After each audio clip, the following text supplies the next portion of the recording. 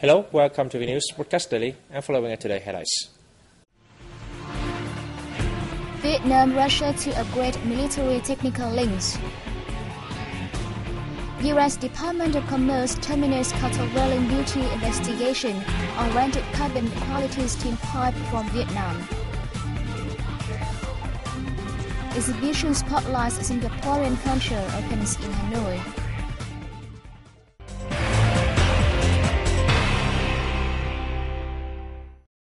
A collection of books on the special Vietnam-Laos relationship makes debut at the ceremony in Hanoi on October 19th.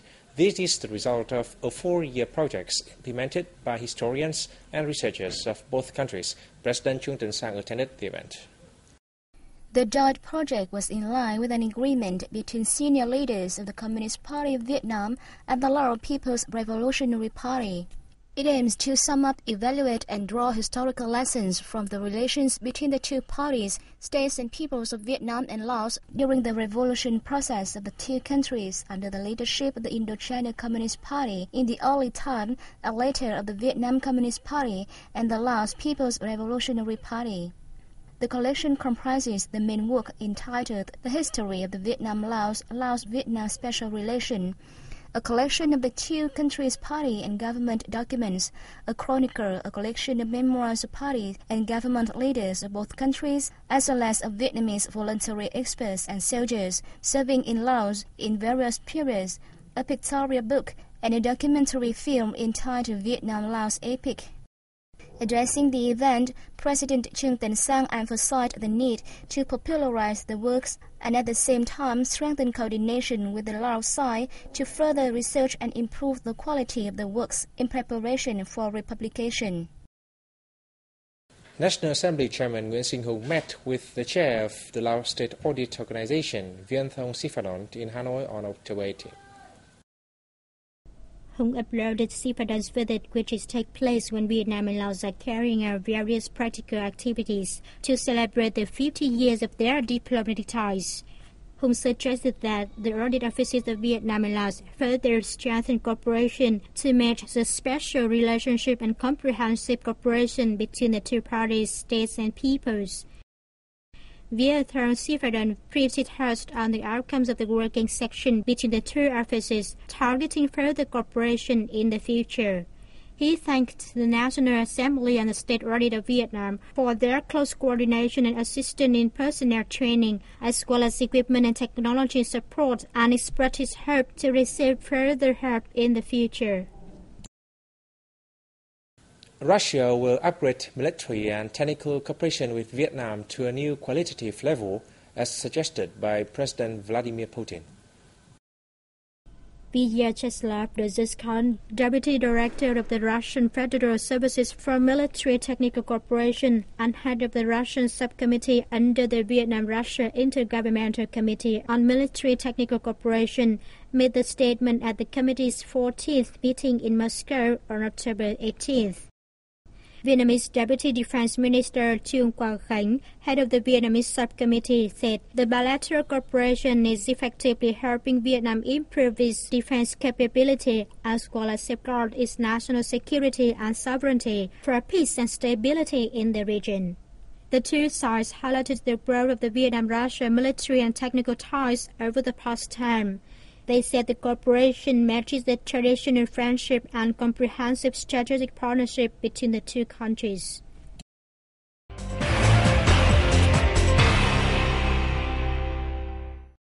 The United States Department of Commerce has decided to terminate its countervailing duty investigation of circular welded carbon quality steel pipe from Vietnam. The department made its final decision after an investigation showed that neither of the two Vietnamese respondents, SEAH Steel, a subsidiary of VNA Corporation, and the Vietnam Haiphong One Young Engineering Company, received subsidies. Subsequently, the routine investigation of steel pipe from Vietnam will be brought to a halt.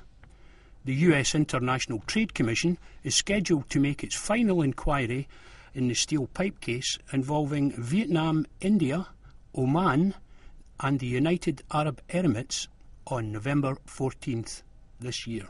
On October 26, 2011, Some US steel companies lodged an anti-dumping lawsuit with the Department of Commerce and US International Trade Commission against welded carbon pipes imported from Vietnam, India, Oman and the UAE.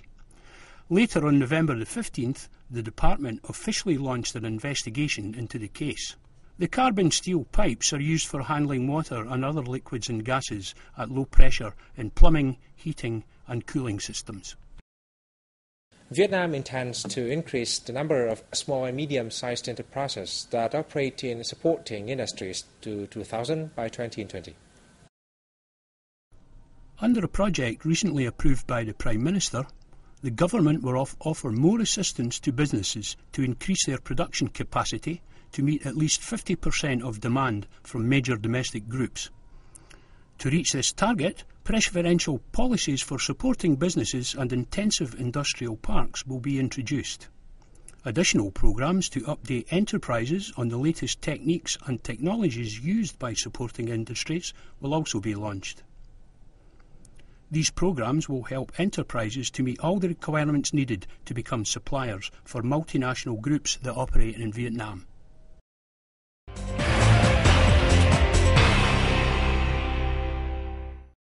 Thousands of phone enthusiasts flocked to the Mobile Vietnam 2012 opening in Hanoi on October 18th. They are eager to discover the latest mobile phone innovations and take a peek into the future. The 4-day event held in Vietnam for the first time aims to further enhance the booming mobile phone sector in one of Asia's fastest-growing wireless markets. The show, which has attracted dozens of local and international mobile operators, service providers and handset suppliers, was dominated by Viettel, Vietnam Post and Telecommunications Group, Samsung and Sony. As one of the most significant events of the year for the information and communication technology sector, the show provides a prime opportunity for local and international telecom companies to introduce their newest products and network without their businesses. Visitors at the fair could experience our heritage services in a real time via third mobile generation network. The highlight of the 4-day event is a conference with the theme The Future of Vietnam's Mobile Sector, with the participation of speakers from managing agencies and top telecommunications operators in Vietnam and around the world. The organizing board will also hold a jobs fair to help bring potential employees and businesses together. Many famous mobile brands such as Sony, Motorola, Alcatel, and LG will compete for the most attractive mobile products in the world. The organizing board expects Mobile Vietnam 2012 to become a major international mobile telecom event in Vietnam and to be held annually. An exhibition with the theme Explore Singapore, Colors of Heritage opened in Hanoi on October 18. The exhibition, jointly held by Vietnam's Women's Museum and Singapore's Philatelic Museum, is part of the activities that mark the 40th anniversary of Vietnamese-Singaporean diplomatic ties. On display are stamps, postcards and many other exhibits that reflect the history and people of Singapore, as well as displays of traditional crafts, the country's cuisine and several multicultural festivals.